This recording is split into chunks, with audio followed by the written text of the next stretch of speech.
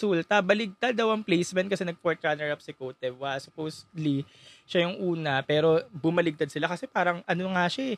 Kung tutusin, kung Q&A lang talaga, tsaka yung overall, yung kabuuan nilang lahat, Cote d'Ivoire tsaka Philippines na yun eh. Kasi si Cote d'Ivoire, diba, performer, evening gown, swimsuit. Si Philippines, ganun. Si Venezuela, nawawali na eh. Nag-fade na, nawala na nga talaga eh. Parang ano na, tinatamad na. Si Vina, ganun din, wali na. Si Mexico, lalo na, diba? So parang ano na lang talaga siya eh. It's between Cote d'Ivoire and Philippines na lang talaga siya eh. Basa din sa top 5 eh. Pero kung tutusin talaga si Mexico sa Thailand, wala na dapat yan sa top 5 eh. Kasi dapat nga si Puerto Rico yun nandyan eh, or si Colombia or si Guadeloupe, lalo na si Guadeloupe, di ba? Pero hindi na nila talaga pinapasok, no? So ito na naman tayo, cooking.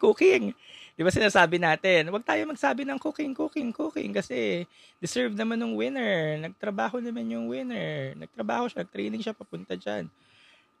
Pero this time, hindi mo masisisi tayo mga Pinoy pageant fans na magsasabi ng cooking kasi wala. Harapan tayo ni Loco. Oh. Ayun na yun, no. Nakita natin, votings pa nga lang eh.